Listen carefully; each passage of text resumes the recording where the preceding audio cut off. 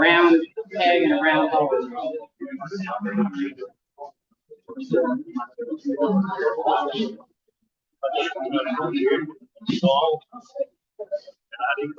Yeah.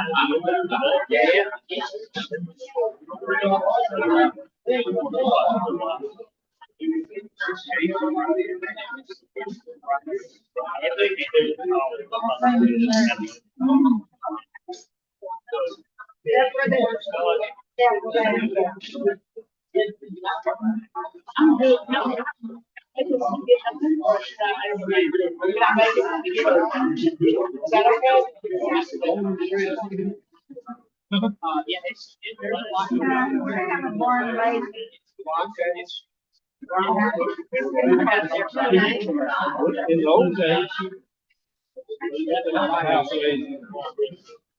now you got the whole round thing going on.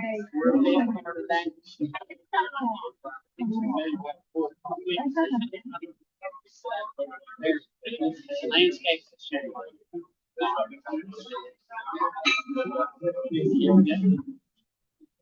Good afternoon. Everyone have a great evening.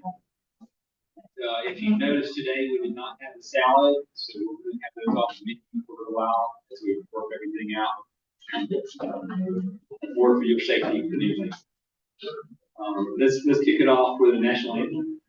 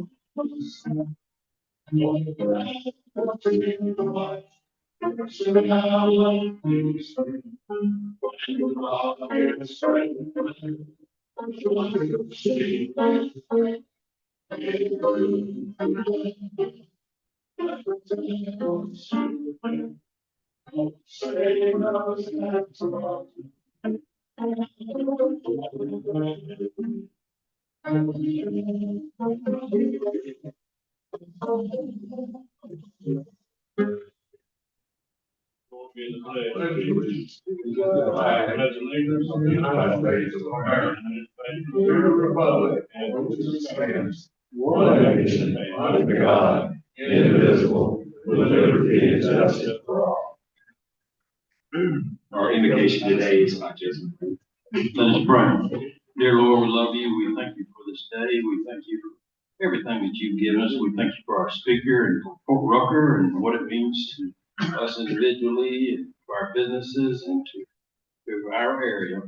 We thank you for the food. We thank you for those that have prepared it. For us in Jesus' name we pray. Amen. Amen. Family Rotary, Terry Dothan.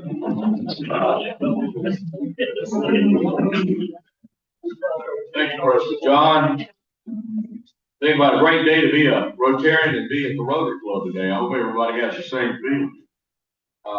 Got to share something with you. A few weeks ago, I was up in New England, Hyannisport, and Cape Cod, and Martha's Vineyard. And first getting into town, I could see the Rotary. And if you've been up in that area, they're you see those signs everywhere. The Rotary is like the roundabouts. They don't call them roundabouts. They're rotaries. Yeah. So I guess we're represented all up there in a different kind of way. Birthdays. Happy birthday to Demetrius Logan on July 20th. Jenny Logan, not looking any older than July 24th. And one big anniversary, Les Pinker and Caroline on July 26th. Hope you all have a great week. Thank you.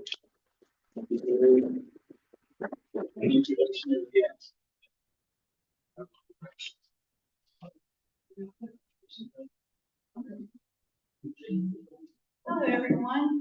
We're happy to welcome our guests that are visiting Rotarians today. When I call your name, would you please stand and remain standing until all visitors are recognized? We've got Chris Mendez, who's guest of Josh Waddy. Dylan Dukes, guest of Paul Lee. And Michael Smith, guest of John Brown. Are there any other visitors that we may have missed? Thank you all for visiting.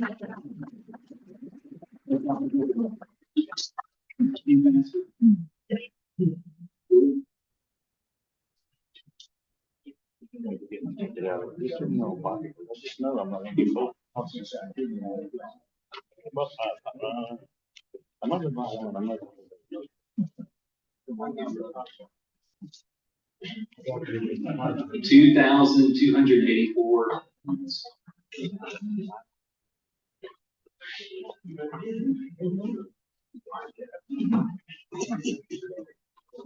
The last four, 6984.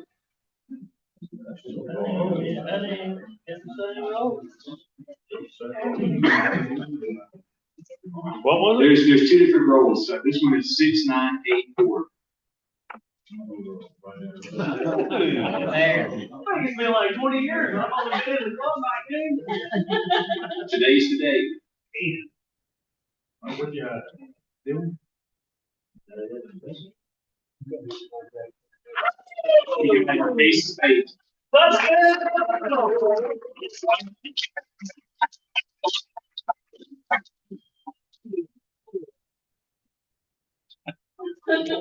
There's your bag of cherry. Oh, I gotta think about that. I think the Riker College Fund. Congratulations. Thank you. I just have one announcement I wanted to mention. So the Wiregrass United Way Paysetter kickoff is coming up. It's going to be July the 31st here in this room at 8:30. They'll have that kickoff. After that, they're going to be packaging 60,000 meals to give to the local food bank. So if y'all can make it, put that on your calendar. 8:30 a week from Friday. All right. At this time, Josh, I'll turn the program over to you to introduce our speaker. Thank you, John. Good to see everybody today. We have the great pleasure today of having Colonel Clint Cody with us today, the Fort Rucker U.S. Army Aviation Center of Excellence Chief of Staff. Got an extensive biography from his 26 plus years of service, so I'll hit just some of the highlights. Colonel Cody graduated from Texas A&M University and was commissioned into Army Aviation in May 2000. He's a graduate of the Aviation Officer Basic Course, Apache Helicopter Qualification Course, Air Assault School, Aviation Captain's Career Course, Naval Command and Staff College with a Master's degree in National Security and Strategic Studies, and the U.S. Army War College with a Master's degree in Strategic Studies. Colonel Cody is a Master Aviator qualified in OH-58 Alpha Charlie, AH-6, and AH-64 helicopters. He's over his years, he has served in every level of command, starting at Fort Campbell with the renowned Blue Max Company, 101st Air Assault Division, and also a Task Force 160th Special Operations Aviation Regiment, Task Force 160th that you may have heard about, followed by assignments to Hunter Army Airfield, Georgia, Fort Stewart, Pentagon, Fort Riley, Kansas, Korea, Senior Aviation Trainer at the National Training Center in Fort Irwin, California. Had the brigade command back at Fort Campbell and has now been with us here at Fort Rucker as Chief of Staff. Numerous awards and decorations over his time with numerous combat deployments to Iraq, Afghanistan, and elsewhere. His awards and decorations include the Legion of Merit, Bronze Star medals, 7 meritorious service medals, Air Medal with Valor, numerous air medals, Air Assault Badge, Master Aviator Badge, Order of St. Michael, and Order of St. Jude. And that's just part of them. Colonel Cody and his wife Kim, who is also an Army veteran and aviator, have 2 sons, Connor and Dylan, who attend Providence Christian School here in Dothan. We are privileged to have Colonel Cody here with us today. Please help me welcome him to the stage.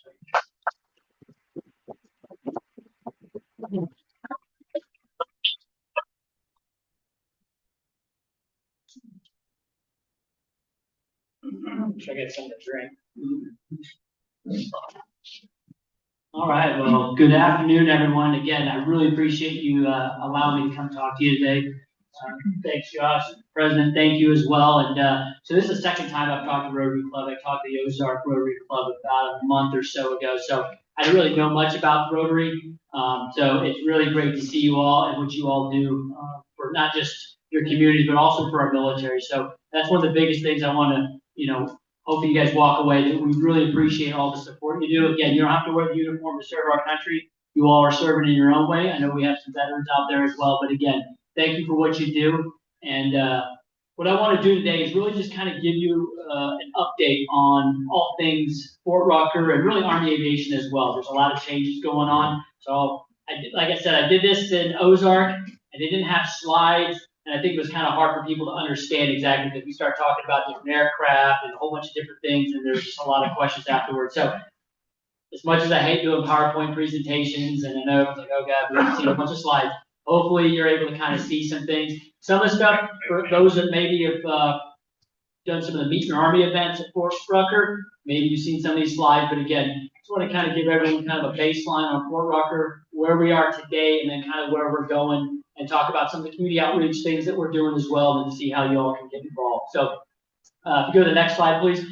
So if you don't understand Army Aviation, we kind of boil it down to the 4 things you see up there: see, set, strike, move, and extend.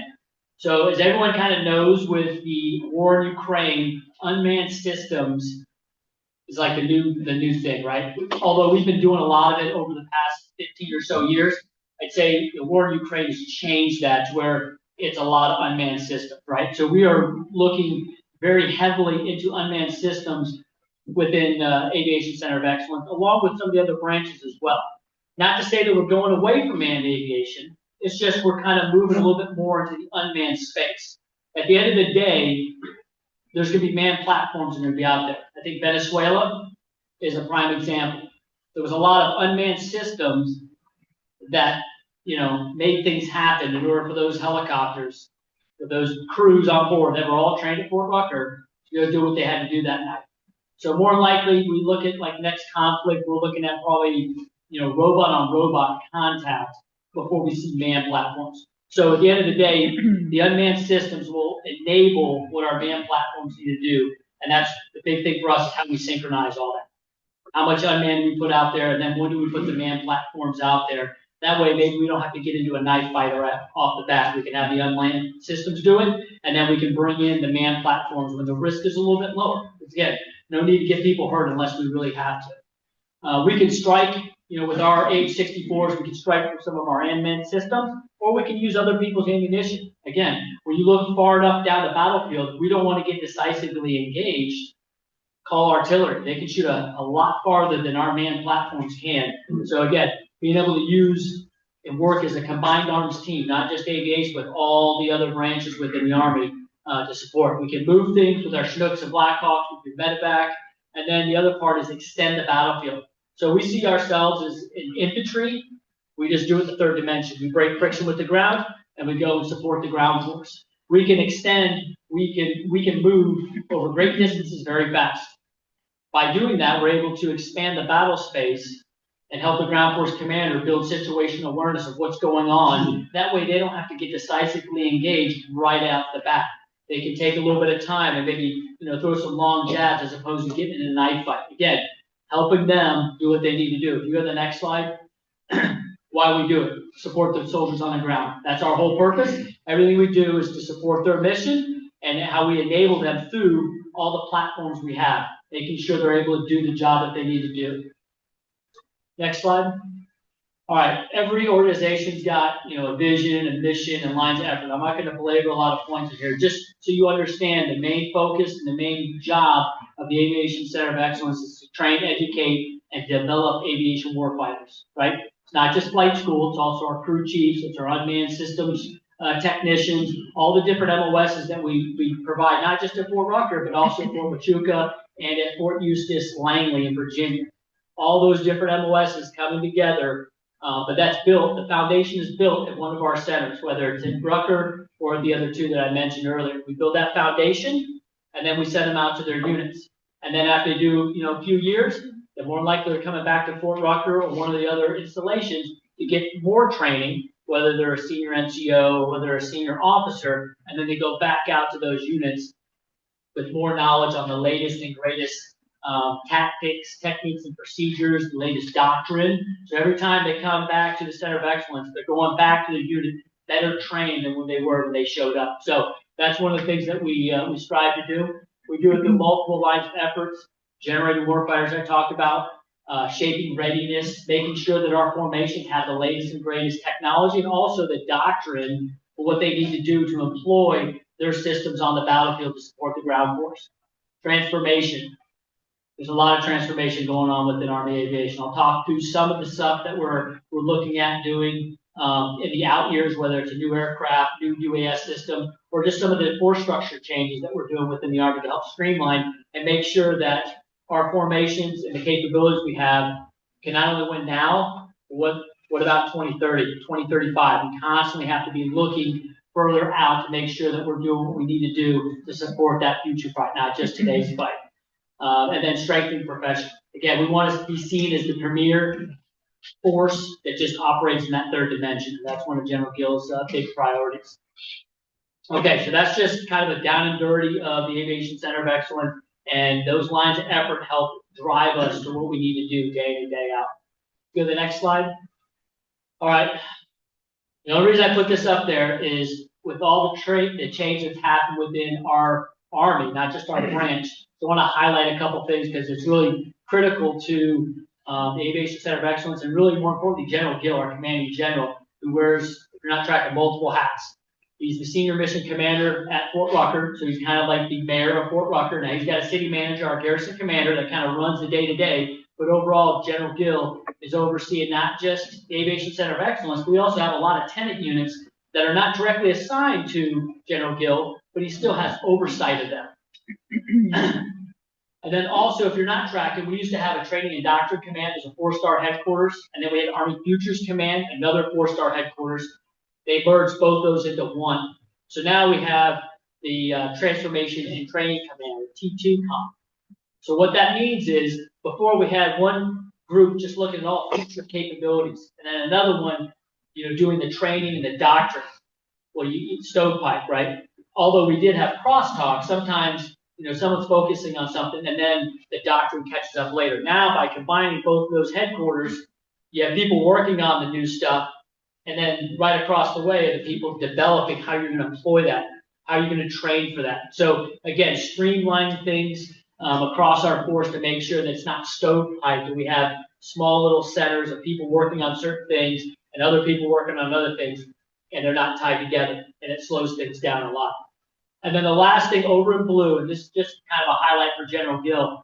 So normally we have, our folks up at Huntsville that does all of our acquisition. They're the ones that focus on, working the money for our next programs.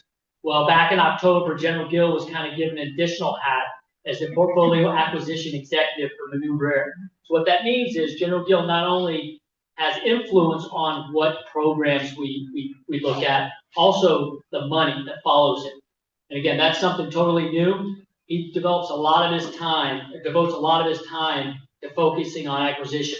I'd say within our branch, we were already pretty well, grouped together with all the different folks within our aviation portfolio. But now he's got a lot more authority. Now, I don't know how much longer he's going to have that role because things have kind of changed. But if anything, he'll more likely still have influence over it just like he's had before. But again, this kind of helps out to make sure that the folks that are looking at the equipment, but then you also have the people that actually operate, the operators that are looking at the equipment. Got to make sure that all those people are talking. That way we don't get something and the folks that go in and fly are like, wait a second, this is not what we want. So it's a good thing, but it does take up a lot of our senior leaders' time because there's a lot of acquisitions, if I showed you a slide of all the different aviation programs, you'd be pretty astounded of how many things that he's actually looking at. All right, next slide. All right, this is just a geographic representation of all the different centers of excellence. Again, some people don't realize that we have other installations that are training under the Aviation Center of Excellence kind of, flag. I talked about Fort Huachuca, that does all of our unmanned systems training. And then out of Fort Eustis in Virginia, does all of our mechanics training. So all of our crew chiefs train up there. And then at Fort Rucker, we have all of our our flight school, and then we have a couple of our advanced individual training, our 15P, which is our flight operations, the ones that kind of battle track in our tactical operations centers, and then also our 15 Quebec, which is our air traffic controllers. They're trained at Fort Rucker. And then the other ones in red, those are National Guard. And those are different training sites, whether it's Chinook course or a Black Hawk transition course. Those are done there, done by the National Guard, but it's the same training program of instruction that we do at Fort Rucker. So that's how we maintain oversight. That way, if I send Mr. Mendez to Arizona to get a Black Hawk transition, it's the same program that if he did it at Fort Rucker. Sometimes we can only do so much at Fort Rucker, and the National Guard has to go outside to get that training, especially when it comes to different qualification courses. So again, just kind of shows you all the different centers of excellence and how we kind of provide oversight of them and those courses that they teach. You go to the next slide. So this just gives you an idea of the sheer numbers of students and people that we train day in and day out. So this is from FY25, almost 18,000 students across those 3 different locations. We put about 1,300 or so flight school students each year. Also international students. We have over 30 countries that train at Fort Rucker, and that translates to about 600 or so different students, whether it's flight school or mechanics training up at Fort Eustis. The flying hours, I think you guys understand how many hours we fly because you guys see our aircraft every single day. I would show you a video of the amount of aircraft flying on one day. It's pretty impressive. If you're not tracking, the airspace out of Cairns is the busiest airspace in the world. Moves more aircraft than Atlanta. We don't move as many people because we're only flying aircraft with 2 people. But also, there's only 1 qualified pilot in our aircraft as opposed to the airlines. We have 2 because we have student pilots involved. So when you look at the amount of aircraft, it's pretty impressive. And if you look at our safety record, how many hours we fly 30% of the Army's flying hour each year, but we do it on 13% of the aircraft. So we have aircraft that are flying constantly, multiple times a day, a lot of wear and tear. So the maintenance on our aircraft is a lot more than what you'd see in a normal aviation brigade. And again, just shows you how awesome our contractors are out there supporting our maintenance efforts. It's one big team, not just folks in the military. It's the contractors as well that make this machine move, where we get this many flight school students along with all of our mechanics that get trained. So a lot of aircraft, a lot of flying, but all done safely. And if you look at that one picture, if you guys remember the snowstorm we had about a year ago, we had people actually out training in our SEER school. We always like to show that to some of the visitors because people don't realize it actually snows here. Like, yeah, it snowed, and we had people out training, building their own little igloos and stuff like that. So, next slide. So I'm going to start talking about flight school, because I'm going to talk about flight school next, which some of you might be tracking or might not be tracking, because that's a big change when it comes to Fort Rucker. So currently, we execute flight school, whether you're a warrant officer or a commissioned officer. You start off, you have kind of your basic course you do for a couple weeks, and then you go to our SEER school, which is, if anyone wants to, go and hang out there for a couple days, let me know. It's a great weight loss program, and you get slapped around a little bit, so it's kind of, it's pretty great. But they do that for 3 weeks, and then they start their flight training. And they start out just the basic flights where they're just flying around the traffic pattern, doing things like that. Then they go into their instrument training, and then they start off in their basic warfighting skills. And that's kind of just their initial kind of taste at tactical training, where they're flying lower, they're flying just above the trees, and they have to navigate to certain points, right? So if you guys aren't tracking, we have remote training sites, we call them RTs, and that's land that we lease from about 60 or so farmers in the area. And we go out, and that's where we navigate. We go and land in their backyard essentially, and then again, the students have to navigate off a map, a compass, and a clock. Again, starting to get some of that tactical training, not using the GPS. We teach them the basics first, and then we'll introduce them to the technology and the things that are actually out there. Once they're done with that, then they go and move to their what we call their go-to-war airframe. And that's either the Apache, the Chinook, Black Hawk, or in some cases we do have a fixed wing. But that's every class doesn't get a fixed wing slot. They're it's a very small community. So once they do that, depending on the airframe they're in the Apache, that's the longest, but it's the best aircraft. And then the other ones, a little bit shorter. Once they're done with that, they do another course for a couple weeks, and that's really to kind of get them ready to be a platoon leader or a warrant officer within their unit. They can do some mission planning and things like that. And then they go to their unit, and then they start to train up there. And then the next time they come back as a warrant officer might be for a maintenance test pilot course or instructor pilot course. For our officers, it might be the aviation captain's career course, maybe right before they become a company commander. So that's what we're executing right now. That's currently, the first part is in the UH-72 Lakota airframe. And then, like I said, we're really close to transition to something different here, and really in the coming months, to be honest. If you go to the next slide. If you're not tracking how large our training area is, it covers 3 states, almost 30,000 square miles. Again, we have a very, very large training area. But again, when you have 500 helicopters, you need a very large training area. We have Cairns Army Airfield, which is our big airfield. It's got all of our primary training out of, along with some Air Force Hueys. They do their training there. And then we have our 4 heliports for each one of our airframes: the Black Hawk, Chinook, Apache, and then Shell does our advanced, our warfighting skills training in the Lakota. And then we have the 15 stage fields. I'm sure you guys have driven by and seen them. They're small little airports with 6 runways, and that's where all the aircraft go and do some of their emergency procedures and some basic, flight maneuvers. And then they go out into the training area in blue, and that's where we have our low-level nav routes, and that's where they go and they navigate to those different remote training sites. We have an aerial gunnery range, which usually was just for the Apaches, but now we're starting to incorporate some unmanned systems, and we're actually dropping live ammunition on those ranges, and that's part of some of the tactical unmanned systems training we're working through right now. And then we have the Army Radar Approach Control, which I said, they manage the most aircraft, 3 times a day, they're managing, upwards of, a couple hundred aircraft moving all around the same time, going out to these different locations. So a very large area, but based on our mission and what we have to do day in and day out, we need a very large training area. Next slide. Okay, flight school next. Raise a hand, who's heard of flight school next? Okay, a couple of people.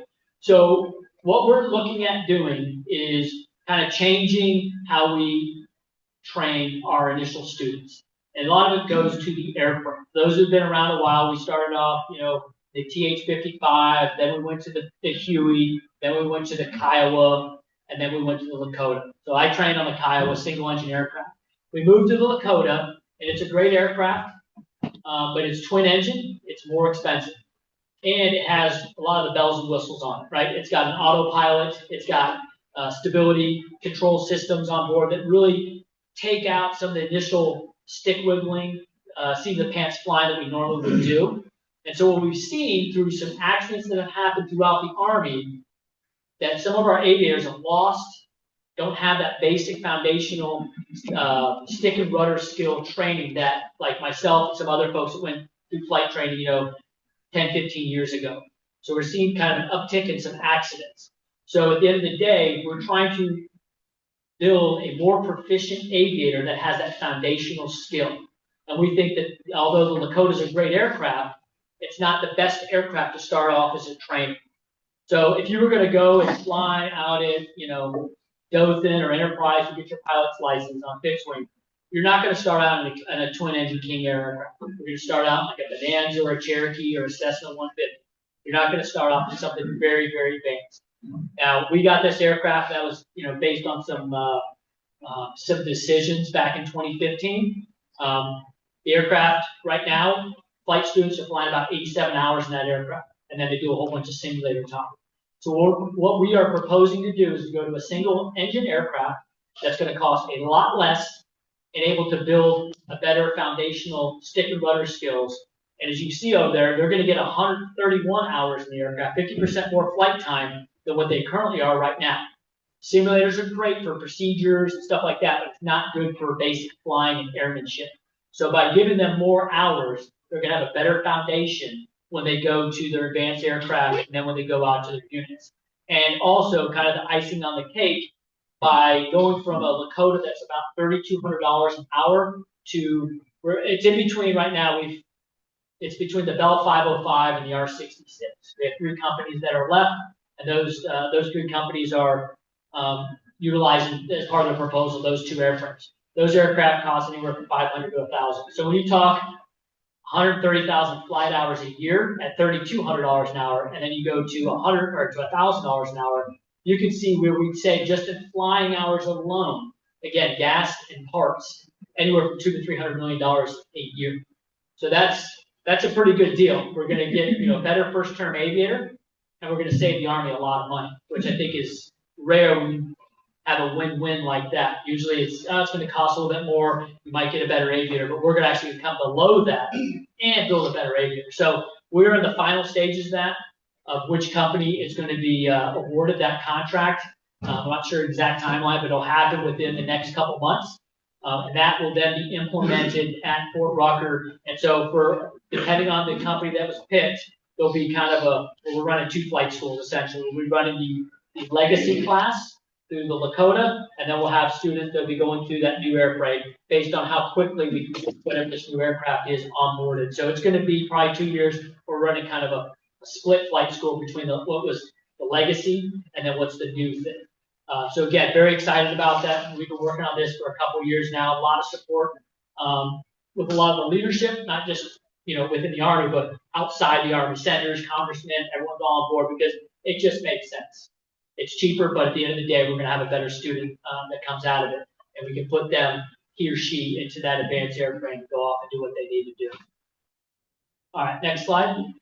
So I talked a little about UAS when I first started. This is another thing that we're doing right now. So previously we had a 15 Echo and a 15 Whiskey. Those were aviation UAS maintainers and operators that operated what was our Shadow, which is a Group 3. It's fairly large, but doesn't carry ammunition or anything like that. It has a sensor on it. And that's what we use at the brigade and below. So like when I was a brigade commander, I had some of these airplanes. The Army decided not to procure this aircraft anymore. We got rid of it. So we had this MOS, these operators and maintainers. And so what we decided to do was merge them and make it one MOS, where now they're not just fixing it, they're also operating and fixing it as well. So we're doing that out at Fort Huachuca, so we call it the 15 X-ray program.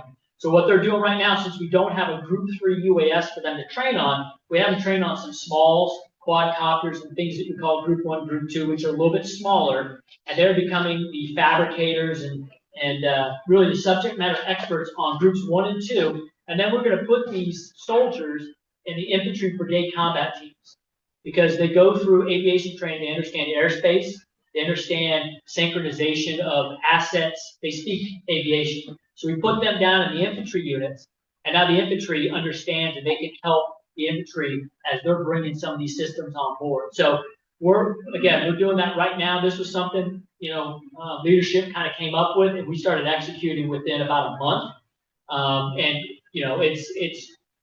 It's taken off very well, and I think everyone's really excited what we're doing with it. And then really for our soldiers that are signed up for this, again, it's cutting edge. They're getting these new systems that are really, really unique. And then once they get through that, then they can come over to our unmanned advanced lethality course, which we started in Fort Rucker as well. And that's what I was talking about, where we're dropping grenades, shooting rockets, and things like that. And that's kind of reserved for more of our senior drone operators. We bring them here as kind of like almost like a master gunner course. And they get the latest and greatest technology and insight because we have folks that are overseas that are kind of pulling a lot of those lessons learned from the recent conflicts to make sure we can do what we need to do to support the soldiers on the ground. So again, just another thing that happened within this year that we're kind of moving out on to really make sure that we are not kind of pigeonholing ourselves into one airframe, but we have somebody that's kind of expert across and not just, somebody that works on it. Somebody can actually operate it as well. So really diversifying that military occupation specialty beyond what they initially were doing. Next slide. Okay. So this is just kind of a highlights of some of the aviation, really the APCO community engagement, kind of the outreach. I'm tracking like for Dothan, I think it's first to 145th. Each one of our units is kind of assigned, one of the local cities to kind of partner with. And first to 145th is the one that for Dothan.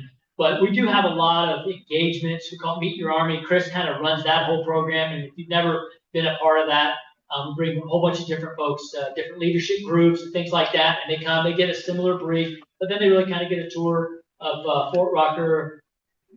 Depending on the weather, they get in an aircraft and we're flying around and kind of see all of our different things. Again, seeing it from the air is a little bit different than just driving on 84 and okay, you don't really, get appreciation, get a different appreciation when you actually see it from the air and all the things that are going on. So, again, very, very happy with our Meet Your Army events. I think it really kind of brings the community closer so you can understand exactly the things that's going on in Fort Rucker. We can also understand what's going on in your communities as well. Again, we all support each other, and we would not be able to do what we do at Fort Rucker if it wasn't for the support of our local communities. And I think the local community, the Wiregrass, it's very special. Again, I've been around, been around a while, but I say it's truly unique here in the Wiregrass, and that's one of the reasons why we're so successful in what we do, because of the support of each and every one of you. So hopefully you guys can, jump on board one of these things, or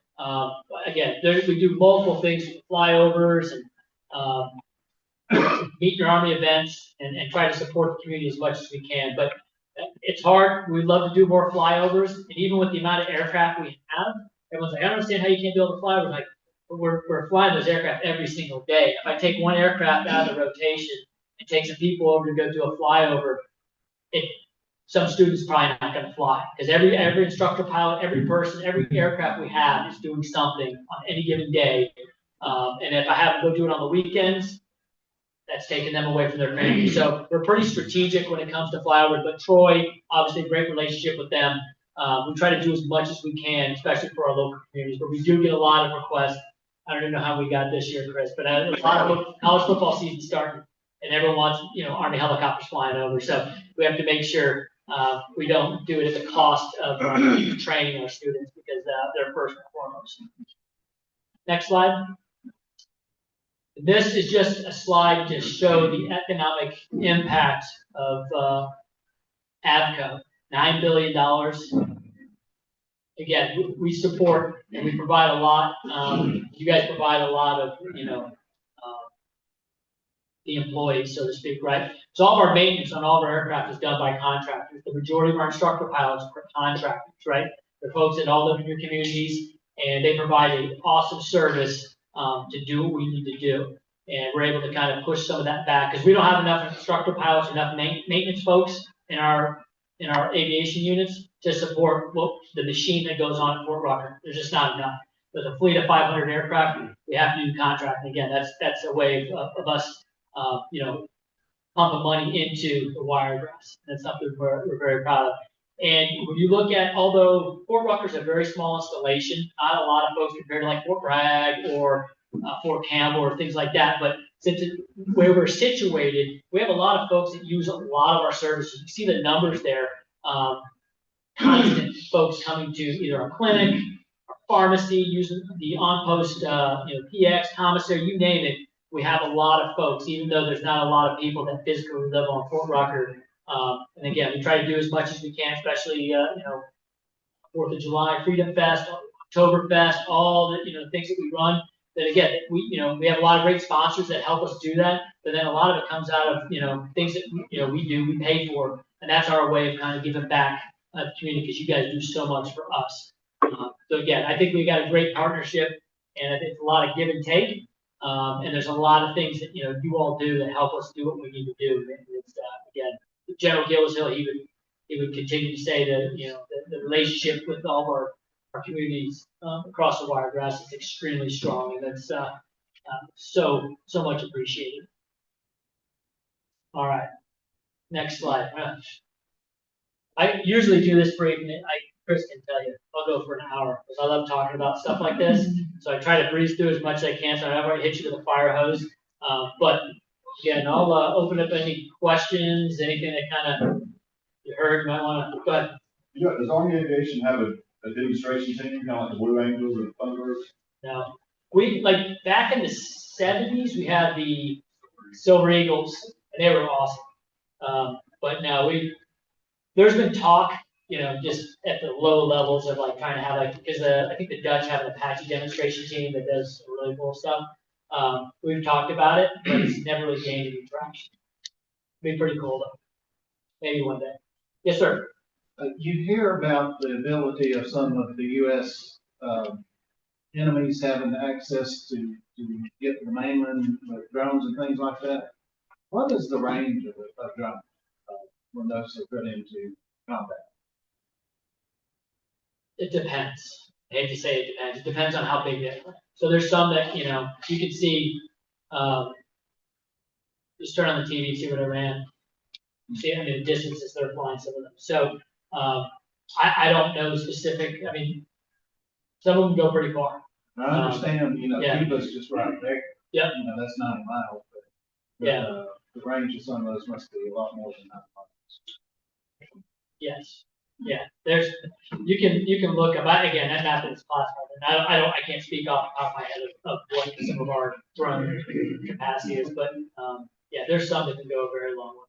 And there, a lot of them are one way, like what we're seeing over the CENTCOM AOR. Can you speak to some of the future investments you are making for record? Yes. So, you guys didn't see we had the barracks dedication 2 weeks ago. So that was something been a while, long time coming, but awesome facility that was just built and unveiled that, and that'll kind of house some of our soldiers that are going to be our air traffic controllers. They're trained to be air traffic controllers, our flight operations specialists. So we have that.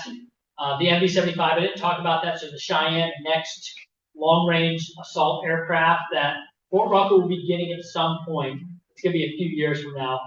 There's another unit. They're going to Fort Campbell's going to get the first few of these aircraft. But at some point, those aircraft will come here and we'll start training. The initial plan is those folks will be trained at their duty location. They'll bring a team in to train them there. But at some point, and I'm not sure the actual timing of it, there's a lot of things at play right now, but Fort Rucker will get that new aircraft, and there's gonna have to be some shuffling around, right? Because we're still gonna be flying the Black Hawk, and that's supposed to replace the Black Hawk, but it won't be a one-for-one replacement because we have a lot of Black Hawks. So there will be some shuffling around and moving things within our airfield, so to speak, and then how that looks. Because if you look at like the area we talked about, the 29,000 square miles, that new future long-range aircraft flies twice as far, twice as fast as what we have right now. So talk about expanding. I don't know how we're gonna have to expand our flight where we fly. How that's something where we have a team right now that's kind of looking into that. Our operational detachment team. They're looking at what that's gonna kind of looking across the board. For doctrine, from facilities, all the different things where we bring that. Okay, this is 6-7 years from now. We got to start looking at it now. So we're looking at it. There's probably going to be some things out there we're going to have to invest in at Fort Rucker. But the big thing right now is the barracks facility, because what that does is able to move those folks out of the old barracks they're in, put them in the new ones, and then we can renovate those old barracks that haven't been touched in a while. Get them up, and then we can start, moving around. Again, it's one of those shell games that we do, but the key piece of that was that barracks facility that was just unveiled a couple of weeks. Yes, sir. The picture you got up there, is that an Osprey? Or what? Okay. So that's the Cheyenne. That's the Cheyenne. That's the Cheyenne. So how is that going to affect? I just don't integrate that. Don't do away with the helicopter. You said you just had a few going in the fixed wing. Yeah. Really, that's going to expand when you get there tremendously. Yes. Yeah. So that's expanding your battlefield. Yes. Yes. You're thinking like I'm thinking, sir. That I've talked about that. Like when I was brigade commander, we were doing some missions. Like, how are we gonna? I still got Chinooks that are flying. Not as fast. I got Apaches. So, and we're still gonna need those aircraft. Because that's moving some stuff. So we're going to have to relook how the battlefield geometry is. So maybe that aircraft is starting really far back, and our other aircraft are closer, and then they link up, kind of thing. So there's a lot of things that we have guys doing experimentation and kind of doing some games, throwing through When do you get this? Yeah, so that aircraft will go to Fort Campbell probably. It's in a couple of years from now. and they'll get an initial couple, like maybe 8. So it does look like the Osprey's made by the same company. The key difference, 'cause there's some issues with the Osprey, with the tilting up. The difference with that, these engines don't tilt, just the rotors do. So before, when the engines would tilt up in the beginning, you have like oil loss, pressure, and it's caused. So they've learned. So the folks that make this have learned all the new stuff. You said the rotor tilts, not. Yeah, just the props tilt, not the engines. So and you can fly like a helicopter. It's not as big as the Osprey. It's a little bit smaller. That speed wise, I mean, again, they've had some prototypes, or demonstrators, so to speak, that they've flown around. I mean, we're talking like leaps and bounds. Because you look at like when we went from Hueys and Cobras and 58s to Blackhawks, Apaches, and Chinooks, wasn't much difference in speed, maybe 10, 15 knots. This is like 240 knots. We're talking 100, like double what we fly now. So that is huge. That's game-changing capability that we, leaps and bounds of what we've talked about. We haven't fielded, a new aircraft in a long time. Because if you remember, we had Comanche, that wasn't fielded. There was FARA, which was going to be the attack, like a small scout version of that, not tilt rotor, but they canceled that a couple years ago. So this is a big one. This is the first big aircraft we've, fielded since the 70s, I want to say, since the Apache and Blackhawk. So it's, again, high priority for Army leadership to get this moving forward. Because again, when you look at Indo-PACOM, the tyranny of distance with the islands and stuff like that, that's what this aircraft would be very well suited to do support missions out there. When you talk about the distances and stuff like that. Yeah, very excited about that. It's gonna be really, really cool seeing that fly around. Anything else? Any other questions? All right. Again, I appreciate you allowing me to talk to you for the past 20 or 30 minutes. And again, I appreciate everything you all do for Fort Rucker and also for the communities. Again, like I said, you don't have to wear the uniform to serve. Each one of you is serving your own capacity, and we really do appreciate that. So, thank you.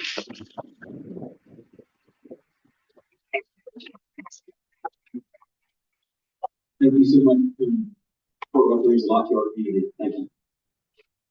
Everyone, please stand. Our program next week is going to be Kyle George from Troy University. He's the athletic director. He's an update on the sports program.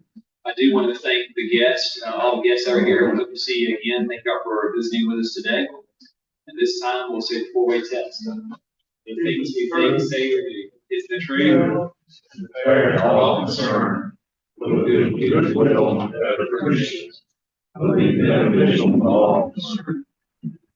Y'all have a great afternoon.